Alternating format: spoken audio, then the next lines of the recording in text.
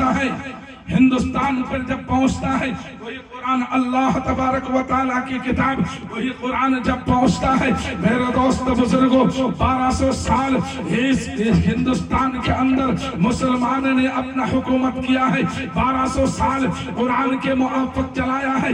एक हिंदू को कभी तकलीफ नहीं दिया।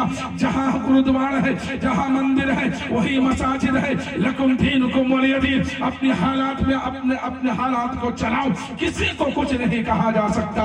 मेरे दोस्त बुजुर्गों, वही कुरान सिखाता है हिकमत को, वो कुरान सिखाता है अपनी मोहब्बत को, वो कुरान सिखाता है अपनी तमाम के तमाम भाईचारगी को, वही कुरान सिखाता है किसी को ना मारना, किसी को ना कोई जलन देना। कुरान सिखाता है अपने संस्कृति भाला भाषा को। लिहाजा मेरे दोस्त बुजुर्गों, वो कुरान जब इस हालात में पहुंचा तो देखा ईस्ट इंडिया কোম্পানি কি দেখলেন, বলছে এই কোরআনের কারণে এদের এত বল, অতএব তারা এসে ওই ভারতবর্ষের মধ্যে কি করলেন, বললেন যে আজকে আমরা কাঁচা মাল নিয়ে আসবো ভারতবর্ষেতে, আর পাকা তৈরি করে যখন সেল করব ভারতবর্ষের মাটিটা কি হবে, উর্বর হয়ে যে মালদার তৈরি হয়ে যাবে।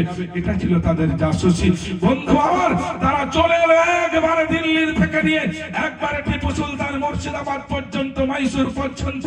তারা যখন চলে আসার পর তারা হুকুমতকে জমিয়ে বলেছিল ভারতবর্ষের মাটিটা হবে আল্লাহর, হুকুমতটা চলবে ইস্ট ইন্ডিয়া কোম্পানির। অতএব এই কথাকে কে মানবে?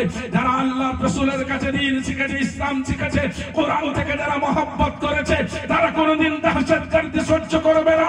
এমন ধরনের সাহাবার সন্তান বলেছিল শাহ ওলিউল্লাহ মুহাদ্দিস যাহজাবি রাহমাতুল্লাহ আলাইহি, যে কোনোদিন ভাষা মানা যাবে না, কোরআন থাকবে ভারতবর্ষের মাটিতে, মুসলমান থাকবে ভারতবর্ষের মাটিতে।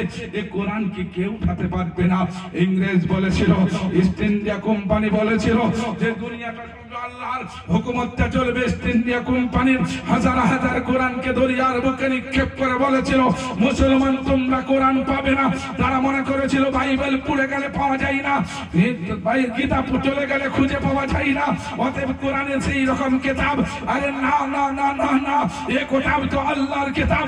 এই কিতাব আল্লাহ তাবারক তাআলা বলেছেন তানজিলুম মির রাব্বিল আলামিন, মেরে তরফ से मैंने भेजा हूं।